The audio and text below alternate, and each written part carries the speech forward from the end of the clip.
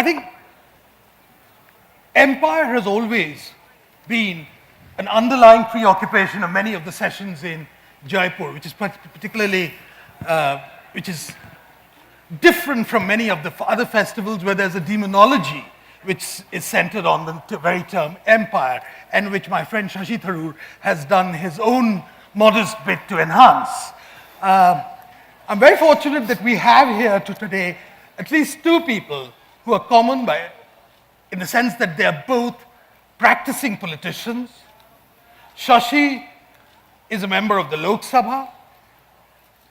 He belongs to the Congress party, but we went to the same college and we started life as sort of undergraduates reading history. And I assure you, he was rather good at it. Tristram Hunt is a professional historian who has strayed into the world of politics. And I don't know how long his political tenure, at least at the top of the pile, is going to be, because at present he finds himself in a bit of a muddle over his political party, a predicament which often Shashi is confronted similarly.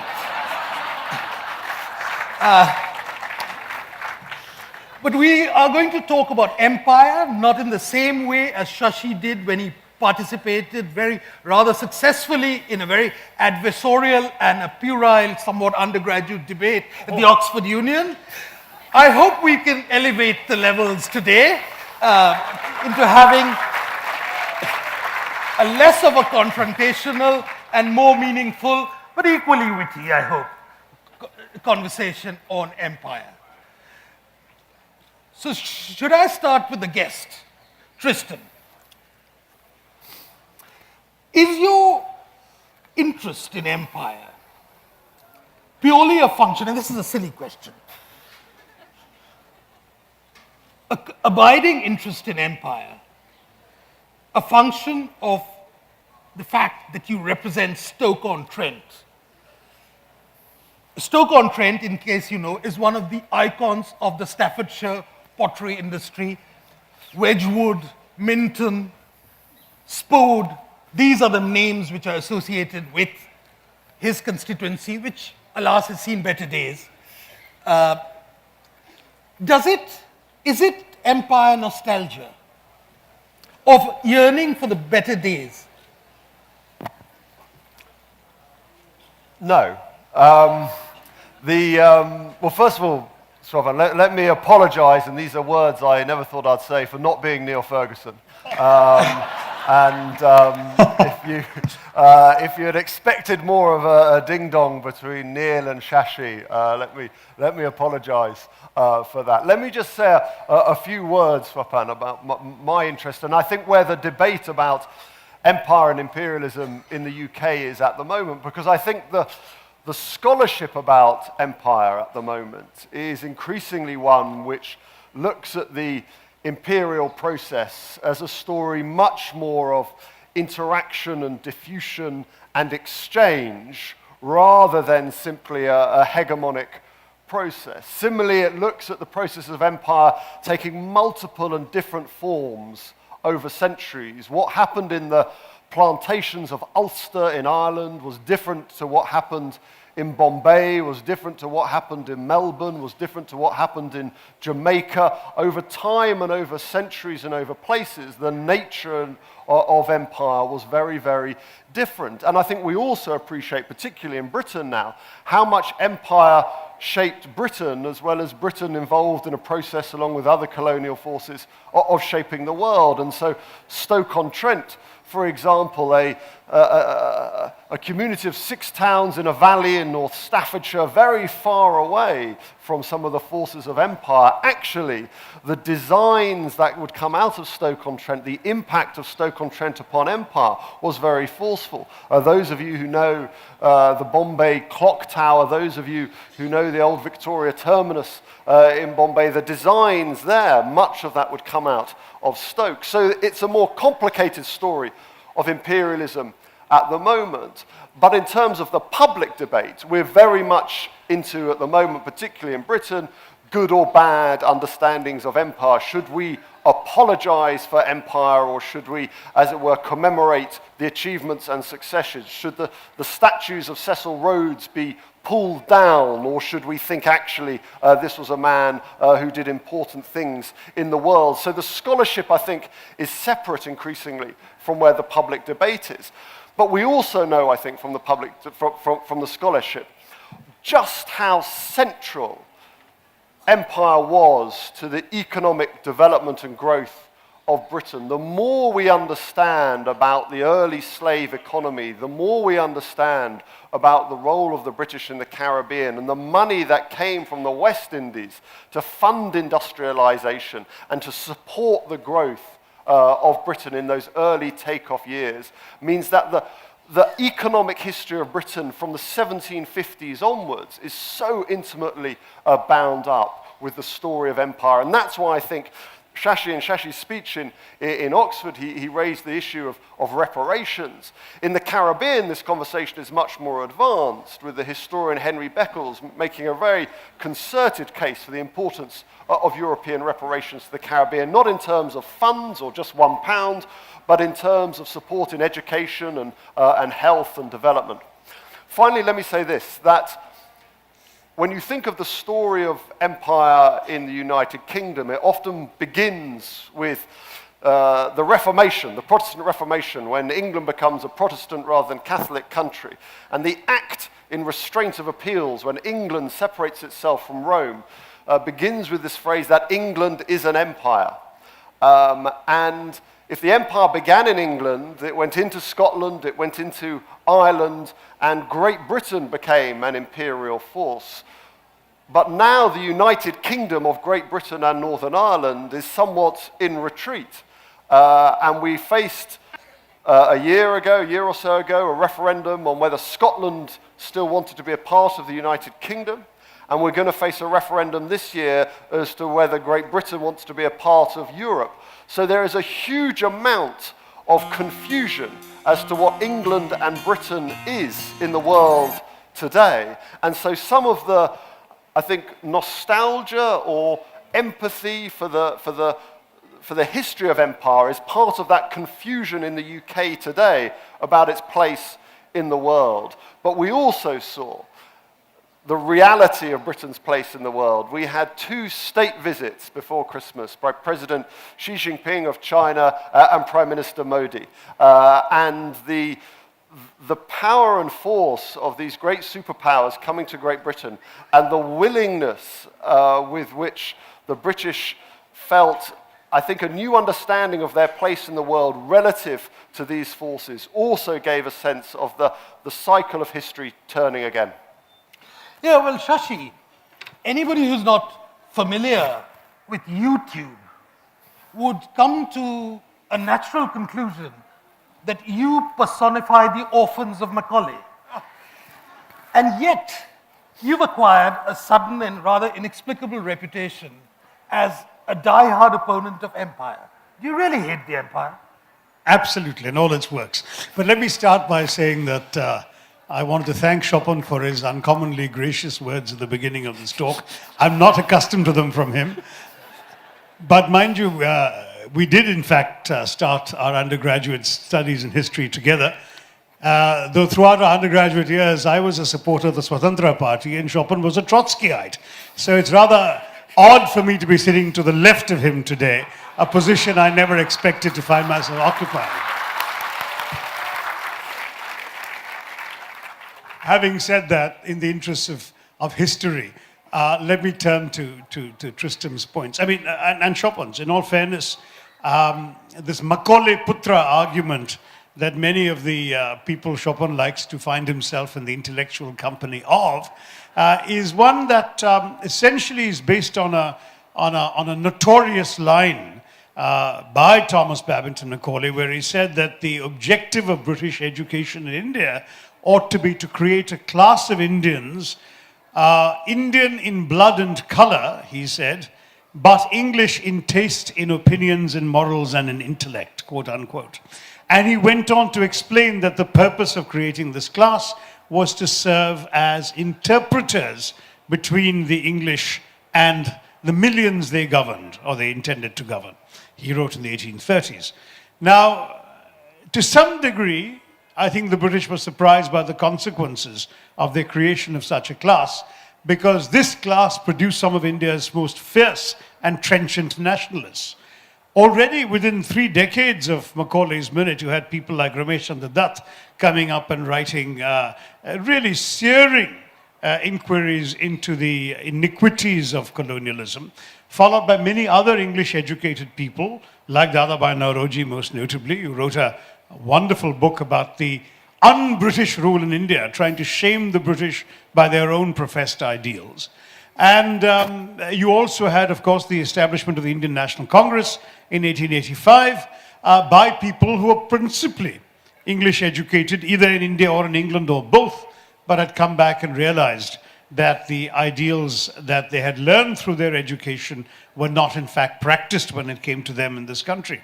So Nehru would be dismissed by many of Sir Chopin's friends as a Macaulay Putra, but to my mind he remains the preeminent voice of Indian nationalism in the 20th century. And if you read his works, Discovery of India in particular, but his own autobiography and other writings, you see a man who has indeed benefited from the kind of international exposure that the English language gave him, and at the same time articulated a profoundly, fiercely nationalist vision. So if anything, rather than Chopin being surprised that I have now acquired this reputation, I'm surprised that what I had to say struck such a chord among so many people, because honestly, standing in Oxford speaking to a predominantly English or white-skinned audience, I thought I may have been telling them some things they weren't fully familiar with, but that Indians, I assumed, would know everything I was saying, that this is nationalism 101, to use the American phrase. Well, it wasn't, and part of the reason is indeed the historical amnesia that both societies are suffering. I was struck by the number of voices that came out of England afterwards, including that of the leader of Tristram Hunt's own party, Jeremy Corbyn, saying after my speech that these are things that have not been actually taught in English schools. Just last week, there was an article by a Pakistani a woman who had brought her child up in one of the better public schools in London, and she was recounting that the child had never learned a single sentence about the British Empire in the South Asian subcontinent. And this is part of the problem, that when Tristram talks about some of these debates, I remember a very evocative protest in London against some of the more racist immigration policies of Mrs. Thatcher, which had a bunch of brown-skinned, presumably British citizens, holding up placards reminding the British, "We are here because you were there." And that is something that many British have allowed themselves to forget. So I agreed with Chopin's slightly snarky comment in his article on my speech that I looked slightly embarrassed to be associated with the global apology industry, as Chopin called it. And he's not entirely wrong. I mean, I, left to myself, would have inveighed against colonialism without focusing on reparations, because I genuinely believe that one cannot put a value, certainly not a monetary value, on the colossal damage inflicted by Britain on India over 200 years, or on the lives lost. I mean, just to take one figure of one wrong, but British economic historians have estimated that some 15 to 29 million Indians died completely unnecessary deaths due to man-made famines or mismanaged famines during 200 years of British rule. Now, how do you put a monetary value on that? So I would not have gone down the reparations path. Tristram is right, in the Caribbean, this is far advanced. And when Mr. Cameron came to the Caribbean, he was confronted officially with a resolution of the Jamaican Parliament demanding reparations. Whereas when Mr. Modi went to England, as his speechwriter kindly told me, he had one sentence saying, "Others have addressed the issue of historical wrongs," which I was told was meant for me. And then he went on to say, "But let us look at the future," which indeed is the right thing to do. Yeah. Now, thank you, Shashi. I think you've touched upon some very interesting points. I think the first point is that when it came to the question of the loss of political sovereignty, there was a complete unanimity as far as India was concerned that this was unacceptable for the future governance of this country.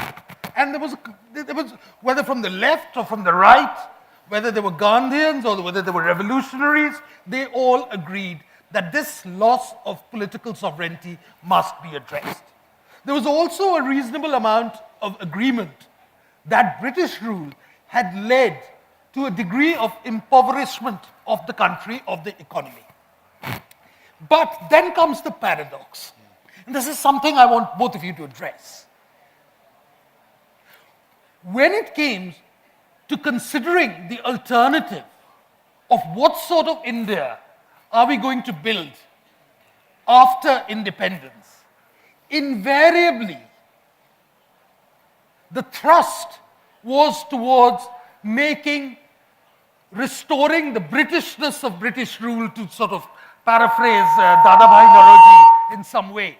In other words, all the institutions of empire were replicated more or less as far as India is concerned, which gives credence to that very controversial dedication of Niraj Chaudhuri in 1953, for which Nehru hounded him, partly because it was so true. And he dedicated it to the memory of the British Empire in India, which conferred subjecthood on us, but withheld citizenship. But for which all that was great and living within us was shaped and quickened by the same British rule. Now here we have this paradox of a bad empire, but we replicate the institutions of the empire. So it can't be all that bad, Tristram.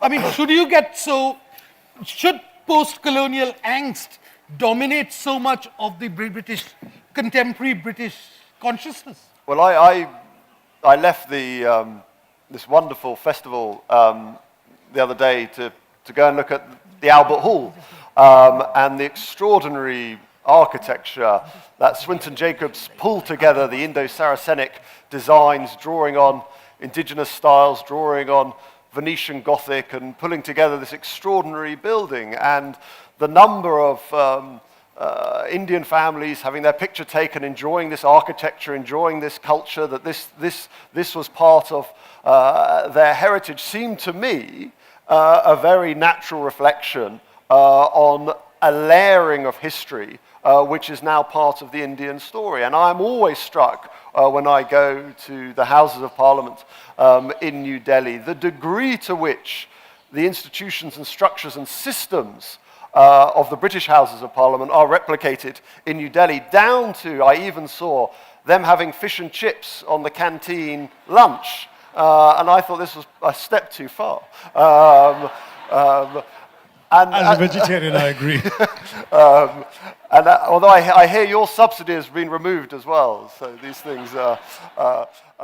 but as a historian of cities of the British Empire, I was certainly struck by the degree to which the institutions and physical space of New Delhi was then subsumed and taken over by an independent India. And as I reflected the other day, when New Delhi was being built, the French Prime Minister, Pompidou, wandered the construction site with a smile on his face, saying, this will be the greatest ruin of them all.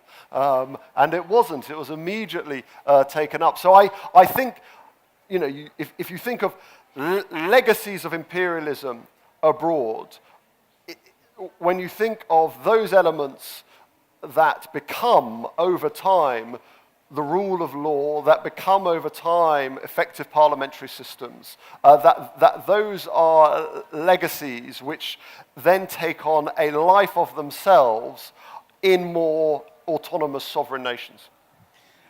Well, I'm not surprised that two of you in your sartorial choices are embodying the checkered past of the British. Because honestly, these institutions are not, in my view, necessarily to be grateful for. It's true, however, that just as the American revolutionaries in 1776 had openly declared they were fighting for the rights of Englishmen, so too were the Indian nationalists. And honestly, they couldn't imagine another system, because what they were fighting for from 1885 onwards was those institutions from which they had been excluded. This was the cry of the excluded for inclusion.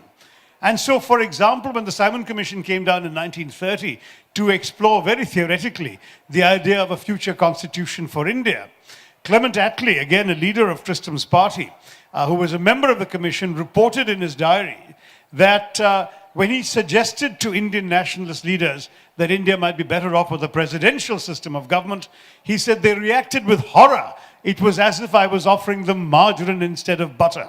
This is Attlee. And the truth is that one of the reasons we're stuck with this parliamentary system, which in many ways is so ill-suited to the Indian national character and political genius, is precisely because it was the system that the British ran, and we were very well conditioned to look up to the British as the embodiment of everything. I mean, I still remember reading this amusing account of this Indian who went to England for the first time, I think as a student or in the 1890s, and he wrote back home to Calcutta, what an amazingly advanced race the English are.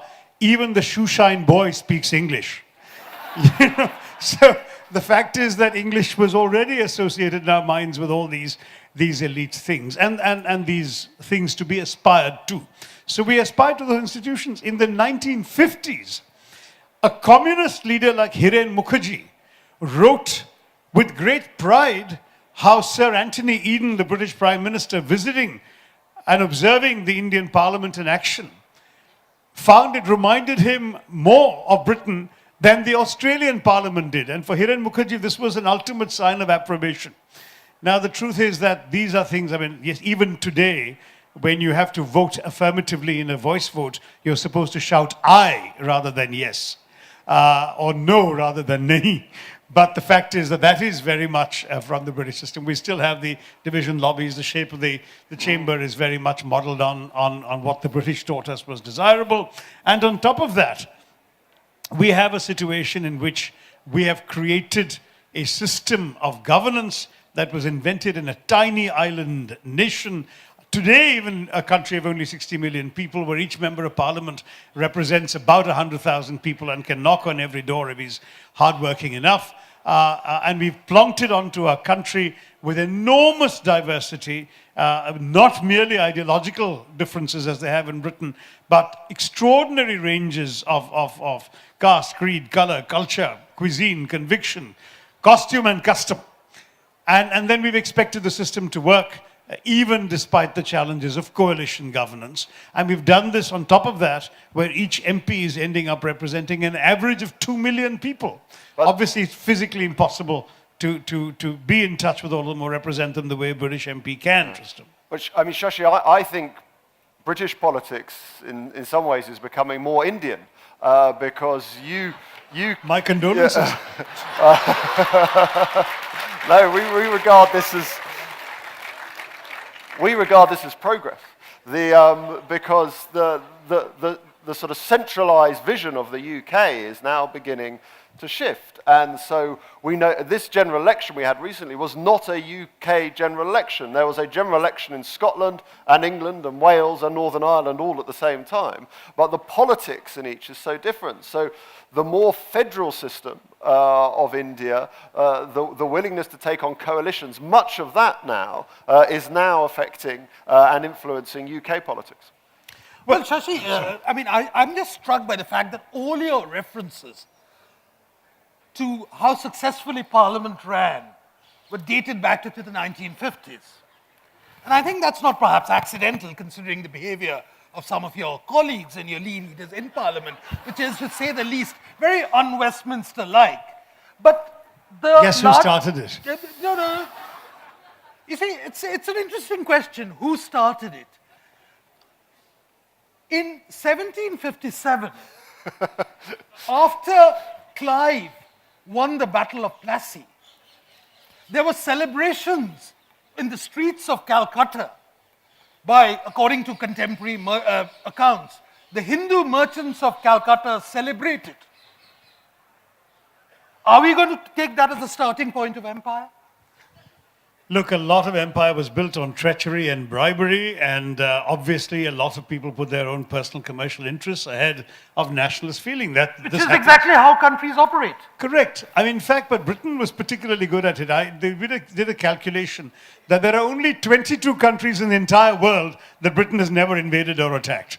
Out of 193 members of the United Nations, only 22 have a history of never being attacked by the British. Now, the British obviously went around conquering various places for their own benefit. We were ruled by the East India Company till 1857, from the Battle of Plassey onwards, and it was made a virtue of that they were actually distinct from the British Crown, that they were a private company.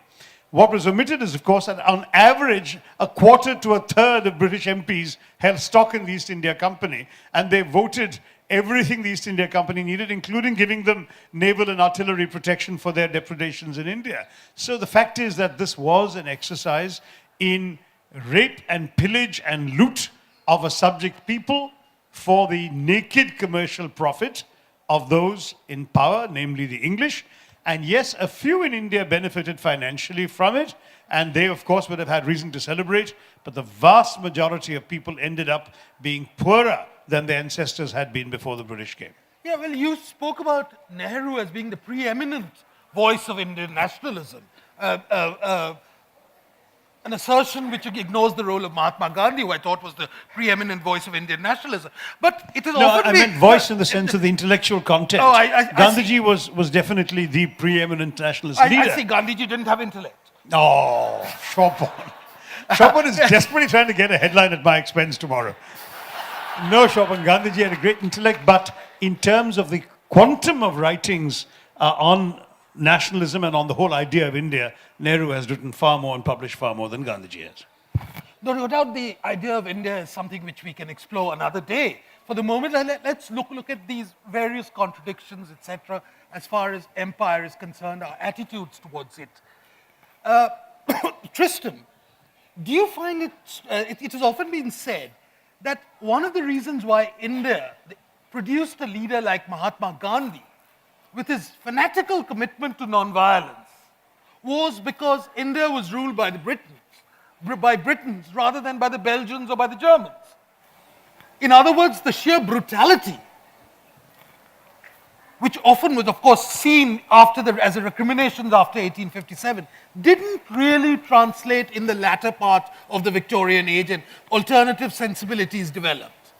Now, does that explain why the separation between India and Britain has been marked by less rancor than would have happened to any other colonial power when they withdraw?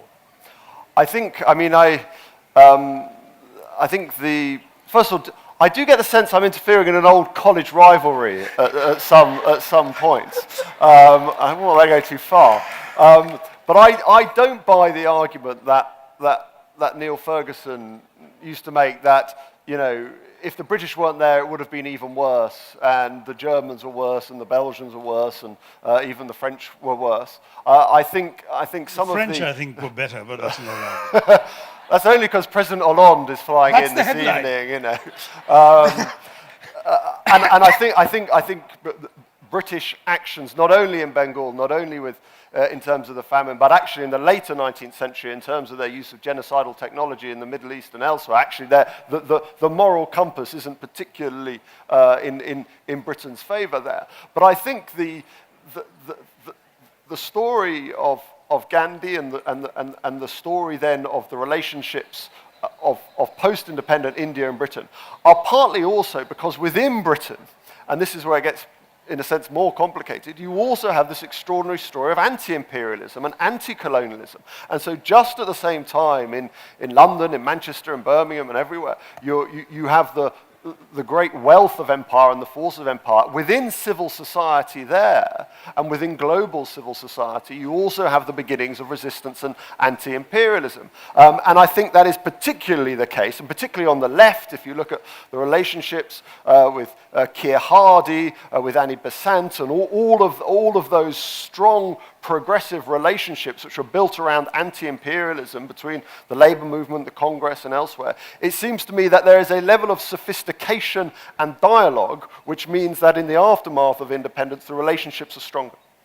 Well, if I may just chip in on that, I mean, certainly I agree with Tristram that you can't really start comparing, competitive brutality. We can find examples. 1857 was so ruthlessly suppressed. There were entire towns and villages where civilians, men, women, and children were massacred by direct orders of British officers and massacred without any compunction. I think the estimate was about 13,000 innocent civilians were killed in the course of putting down the 1857 uprising. Underestimate. It's probably more. No, I'm not referring to soldiers, of course. Larger numbers of people in uniform were killed. So the point, and blown from the mouths of cannons and God knows what else. But the fact is that the British were also brutal. But that isn't it seems to me, the issue. There was brutality and it was imposed. The question that Neil Ferguson also fails to address is for whose benefit? You see, ultimately, the British did try to justify colonialism as part of a civilizing mission. And in all fairness, the best arguments that can be made for colonialism, aside from the English language and cricket, but it's the only two I'm prepared to accept myself. But the arguments that are made, you began, Tristan, though you didn't develop on it, talking about rule of law and so on. I mean, one of the biggest problems that I would have as an Indian responding to these various things is that there is a normal evolution in societies which would, in the normal course, have given India many of these things. I mean, Thailand developed railways and roads without ever having been colonized. You don't actually need foreigners to come here and oppress you in order to get the basic benefits of development. And the stark fact is that the impoverishment of India, why did the British come here? Because the country was prosperous and wealthy. Let's be honest. And also it was weak enough to be invaded. And they left it far, far, far worse than they'd found it by any economic yardstick. And some of the best work on this has been done by the late British economic historian Angus Maddison, who has given facts and figures which frankly are impossible to refute for India having been at one point 23% of the global GDP and ending up below 4, having had 23% of global trade and ending up at 0.2, and all of these things which frankly suggest that should not be the realm of the argument. Chopin said something very interesting about how there wasn't any rancor and recrimination. But even there, I would give credit to Mahatma Gandhi and the spirit of the Indian national movement. Nehru was asked by no less an imperialist than Winston Churchill on a visit to the UK in the mid-50s. Because Churchill, as you know, had bitterly opposed Indian independence till the very end. He had also been quite vile in some of his comments on Indian nationalist leaders. During the Great Bengal Famine, when the English asked, when conscience-stricken British officials told London that people were dying because of these policies, Churchill's only comment was to minute on the margin, why hasn't Gandhi died yet? I mean, that was the kind of attitude this man. And then he asked Nehru, how is it that you have shown me no bitterness or recrimination?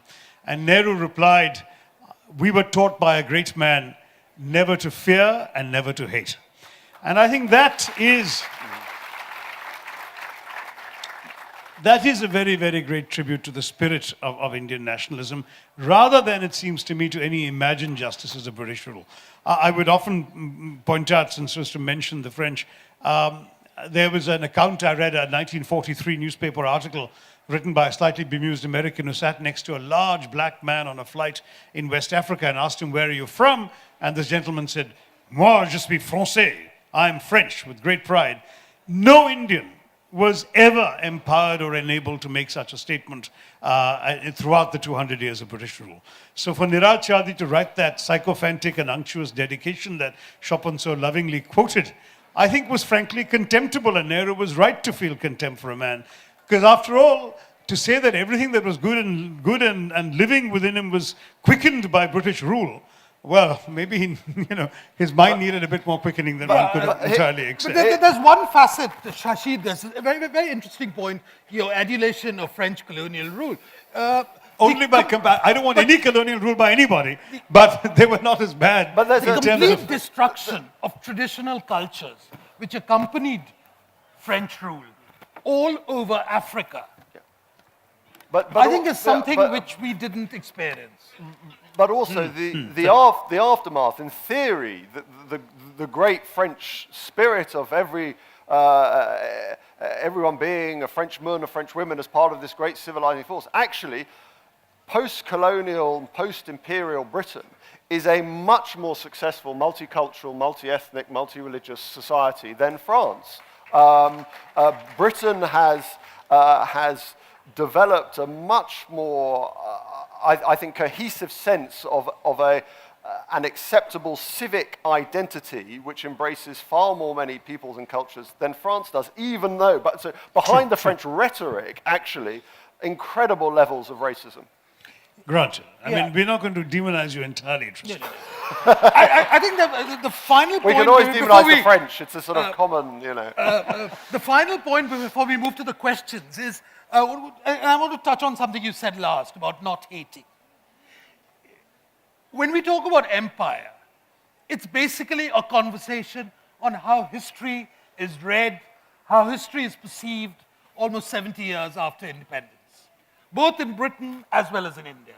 And I find that whereas that rancor did not exist among the political classes, the participants of those who were so involved, I think a lot of that bitterness and acrimony, distortion, caricature, etc., seems to have been translated into the conversations on history and has produced a strange sort of parody of what should continue. And I think the importance of using empire as just as a litmus test of whether at all sensible history can be written in India or even in Britain with the sort of Rhodes must fall syndrome having a role there. Do you think it's at all possible now? Don't wear your political hat, wear your hat as a historian or someone sensitive to history, and I mean, I think there's a cycle to these. If you think of the history and understanding of the Holocaust, there wasn't that great engagement with the history of the Holocaust in the 1950s and 1960s. Actually, it takes a generational shift and a reflection then to begin to think about it, because people are just forging ahead. People are focusing on the future. They're not reflecting upon the trauma. As society changes, as generations shift, then the appreciation of that history begins to change. I think in terms of where the UK is and an understanding of history, we are at last beginning, to speak to Shashi's point about his friend in the child in London not learning about imperial history. We are at last putting this subject properly on the syllabus, because all we've taught our young people for the last 10 to 15 years is about World War II and Stalin's Russia.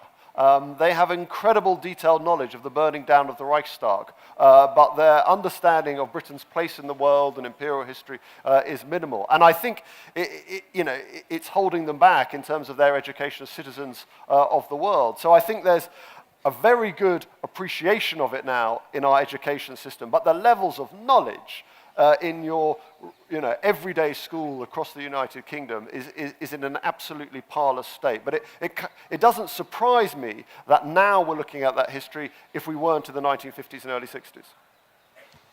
Yeah, I think that we certainly need to revive an interest in history. I'm certainly struck by how many young people I speak to today are only studying science or mathematics and want to become engineers or computer scientists. That's all very well, but there is, I think, increasingly a danger that we forget our own past, what has made us what we are. We have not been terribly good at preserving our past, let's face it. I mean, unlike many societies in India, we have not preserved our great traditions, our great buildings, our great manuscripts. I think we probably have less than 10% of Kalidas's works, and had we somehow been a society that preserved them, we would have had a figure who would have rivaled Shakespeare at the very least, if not more so. But we've lost so much. I mean, we've lost so much of our past. It seems to me that with all the advantages of modern technology, we owe it to ourselves as a society to preserve our past. It will be contested terrain, the past always is. In a number of my novels, I've asked the question, is there my history and your history? Look at the contested narratives on the Ram Janmabhoomi Babri Masjid, for example. And then look at some who are trying to undo what they see as the perceived injustices of the past at the expense of the later generations of the future. I mean, these are all fundamental issues that are not going to go away. But the least we owe ourselves as a civilization is to study the subject well enough, to be aware of it, to know what trends went into it, to draw our own conclusions. We are a vigorous democracy where there will always be differences of opinion, but at least let them be relatively well-informed differences. Let them be differences based on some genuine understanding of what happened, and then we can move forward through the popular processes of democracy and let the electorate decide which view should be allowed to prevail. But yes, to that degree, I agree completely with Tristram and implicitly with Swapan that we need to be able to recover history, to make sure it's taught, to make it compulsory, and particularly to encourage the habits of mind that will enable our young people to form their own opinions on the basis of facts rather than come up with their own facts on the basis of their opinions, which is what we're seeing more and more on the internet these days. Yep. Well, I think we'll start the question and answer session. We'll leave it to the audience, but there's something intriguing, which is Hindustan Times has sponsored something called the Question of the Day. Now, I know sponsorships take various forms, but this is an interesting one, and it's been done through Twitter, and I think they have the prerogative and the privilege of asking the first question. The question is, not a very great question, don't you think it would be better to let bygones be bygones instead of asking for reparations because of the empire? Where does it stop? I suspect it's a question which is addressed more to Shashi, who demanded, incidentally, a £1 reparation till which year? I said 200 years of £1 each, just to remind the Brits that they owed us something for what they'd done. And that much they can afford, despite all the cruel things we've heard said about the British economy of late. 1.5%. But listen, jokes apart. Invest to spend. Jokes apart, I really did make it very clear I was not in favor of trying to quantify. In fact, an Indian columnist on the internet, a very pro-government columnist, actually did a calculation and said that Britain should pay some 3.4 trillion pounds or something, which, that it points to the absurdity and the futility of that kind of argument, because obviously Britain can never pay 3.4 trillion pounds. We probably wouldn't know what to do with all that money if we got it. But even to the point is that that's not what this is all about. I genuinely believe that history cannot be undone. The past is in the past. It haunts our present and can infect our future. So we have to be aware of it. But, and that's where I would make it, the question says, shouldn't we let bygones be bygones and not ask for reparations? My answer is no and yes. Yes, we shouldn't be asking for vast sums of money from the British. In fact, we should even end the British aid program for You don't have to ask, they've ended it themselves. They've ended it. And let them give aid to poor people directly through NGOs. They don't have to give anything to the government of India, which surely has the resources. But the more important thing is, can we afford to let bygones be bygones? Only in the sense of not acting out of bitterness or hatred today because of things the ancestors of today's Englishmen did. That, I think, would be foolish. But letting bygones be bygones in the sense of forgetting what happened? No, I would never agree to that. We must remember. Yeah. The unenviable position. No, I would. I mean, don't feel constrained by your passport. I would agree with much of that. I don't think we should let bygones be bygones. We should interrogate bygones. We should reanalyze bygones. We should reinterpret it. Every generation comes to historical figures and historical events in different ways and formats, and we need to understand that. But I'm skeptical of some of the reparations argument, just as I am skeptical of official apologies and apologizing for the acts of predecessors. I think that when Tony Blair apologised for the Irish potato famine, and apologise for the role of the British in the trade in slaves. I fail to see how that takes the argument forward. It's often a dead end in terms of an argument. And similarly, some of the sort of the legal approach to history, the lawsuits, the official apologies, the inquiries, history seems to me a much more fluid and interactive process. And where you have that kind of governmentality around it, you begin to close off an understanding. Right, that lady out there. No, sir, behind you. No.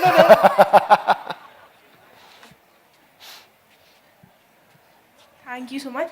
First of all, I'd just like to say it's really an honor to speak before such distinguished people.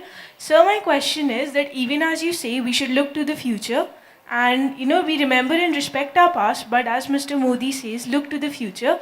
So my question is that, do you think imperialism is justified in the end? As just to sum it up, that even with the advantages and disadvantages it gave, is it justified? Well, the answer is no. But I would, as a historian, I'm afraid, complexify the question, because were the English in Scotland involved in imperialism? Were the English in Ireland involved in imperialism when it then becomes part of the same country? Were the Americans who went west involved in an act of imperialism? Is China today involved in imperial adventures? So the nature of imperialism is sometimes in the eye of the beholder. But, were the British justified in the extraordinary expropriation of riches from Bengal? You would here and now today say no. Yeah, just to add one sentence to that, honestly, it's a fact of history. There were empires created various times. I'm not sure that it's our place now to rewrite the past. There are many people in our country who are trying to take their revenge upon history. But history is its own revenge. The way the world evolves, the way countries evolve, we'll find our own future.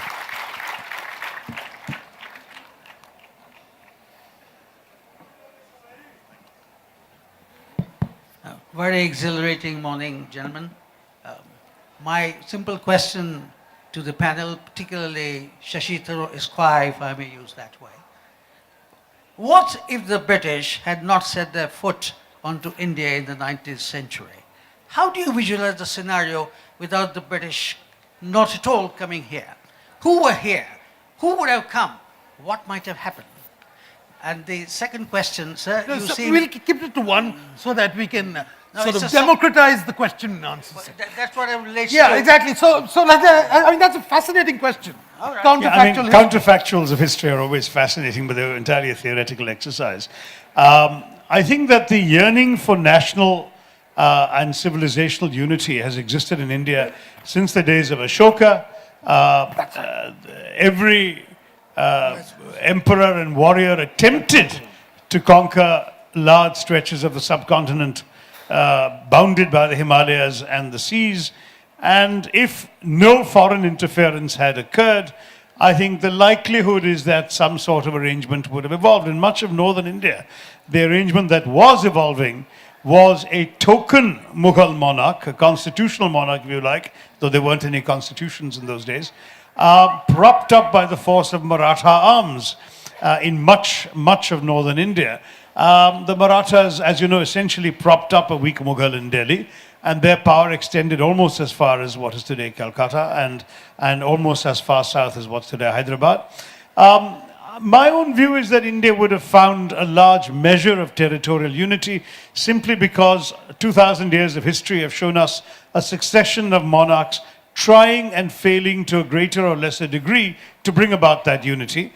And we would have had an India conceivably slightly different in borders from the India we have today, but very much an India that would have united these various forces. I'm sure we would have had railways, we would also have had roads, perhaps broader ones than the British left us with.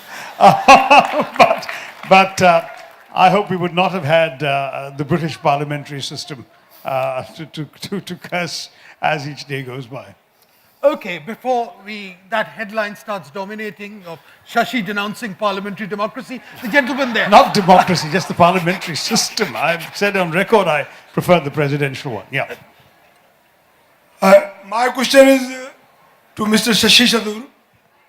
You said, gentleman oppressor French. Then why African revolutionary, large successful movements against the French? Yes, yes. I've read Frantz Fanon, I've read... Number two, please. You are talking about the 200 years of slavery of the Britisher, but we and all liberals are shy about the 1,000 years of slavery of jihadi Muslim slavery against the India. Okay. Why? Right. No, there's a big difference between conquerors who've come here and absorbed themselves into the country and into the local population, and those who've come from outside, took their loot and their profits outside and worked for the benefit of a foreign country. Big difference. I know I'm being very arbitrary with the question, selecting the questions, but that's inevitable. Okay. Hello. I've had the pleasure of working for the last couple of years in India, and the Indians I've met on all levels have had an amazing sense of self-confidence in who they are, and a sense of identity which the British should be envious of, because we are the ultimate mongrel race. And rather than arriving here and finding deference for my Englishness and my accent, I have discovered that the British Raj has disappeared in the sands of time, and what is left is it's India. Now, my question is, do you think anti-imperialism is just a political tool? Because I don't see it in the India that I see today. Tristram, what's your observation from the outside? Well, I think you can't exclude a phenomenally important 200-year period of Indian history as just disappearing into the sands of time. For good or bad, it is part of the story of modern India, and Kolkata or Mumbai would not be the cities, or Chennai, or would not be the cities they are without that interaction, exchange, and diffusion. And then it's a question, I think, of how you understand and analyze that history. But where I would absolutely agree is that the level of confidence and sense of identity, which is obviously disputed in the politics, is much more vocal and forward-looking than some of the introspection in the UK at the moment. Someone from the back. In any case, I think British imperialism has been replaced by American imperialism as the favorite punching bag. This is a question for Mr. Tharoor. While the empire ended, I think we just replaced our masters. The Britishers went away and we have our new political masters. A lot of this discussion went around the moral compass. What should have been done if you went acted as per your morals. And I see the same thing today. Divide and rule. Corruption is taking money from the people and going into the pockets of the few. So I have a question for you, and I actually asked you this by email, never got a reply or an acknowledgement. That surprises me. You must have had the wrong email ID. So here's my question, sir. Record. Here's my question, sir. How does your personal moral compass allow you to be a member of the Congress Party, which has been the most corrupt party in the history of this country?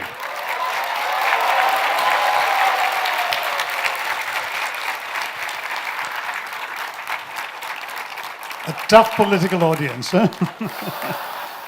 No, let me say first of all that the case is not only moral, though obviously moral outrage informs much of one's case when one looks at iniquity and injustice. Second, that I completely concede there's a lot of iniquity and injustice within our own society, including the realities of caste oppression, that there is corruption, there is wrongdoing. I do not accept that any one particular party has a monopoly on virtue or on sin, because sadly, the experience of Indian democracy has demonstrated that corruption has infected pretty much every political institution and every political party without exception. I have seen this happening from a perch outside. When I left the country in 1975 as a 19-year-old to go to the graduate school in the States, I could truthfully say that nobody in my family had ever paid a bribe or been complicit in any act of corruption. Coming back over the years on annual visits home, I found my parents reeling helplessly in the face of demands from various people who had the power to permit certain things, or to give you a phone connection, or restore your electricity, or all sorts of things. And that is what's going on. When we speak about corruption as a political thing, I'm sorry, my friend, the vast majority of Indians suffer a corruption that has little to do with politics, that has to do with the pregnant working class woman who's entitled to deliver her child in a bed in a government hospital, but often has to deliver the child on the floor because she can't afford the bribe to get the bed. Or the widow who can't get her husband's pension papers processed without bribing a clerk. These are the kinds of tragedies, or the ordinary person who can't get the parents' death certificate for days on end without nothing else can work. These are the kinds of things that seems to me that represent the reality, the lived reality of corruption. And as far as politics is concerned, I joined the party because of the values and political principles it today incarnates. There's a longer answer, we can talk about it later, since the alternatives seem to me quite appalling. Yes, it's not, I mean, at the end of the day, there was a one-line answer. It's not that I like them more, it's like I hate the others even more. A very Gandhian assertion. Last comments finally from Tristram, and then it's absolutely the guillotine. This is the moment when one politician feels for the other politician and swerves the question. I just want to end with a plea, really, because as the story of empire grows and develops and we understand it and think about it, I want to go back to Shashi's point about the extraordinary heritage and collections in this country, and the work that seems to me that needs to take place between heritage institutions and museums and universities, between India and Britain, and the extraordinary knowledge and talents which are there on either side. Our museums can benefit from your scholarship enormously. I feel that there are many museums in this country which can benefit from the revolution in design and approach and accessibility that has happened in British museums over the last 10 to 15 years. And as we think about this history, let's work together to make it more accessible and understandable to the public. Thank you very much. I'm sorry that there's just no time for further questions. But thank you so much, Shashi. Thank you, Tristram, for being such a sport, taking insolent questions and trying to answer them in your own way.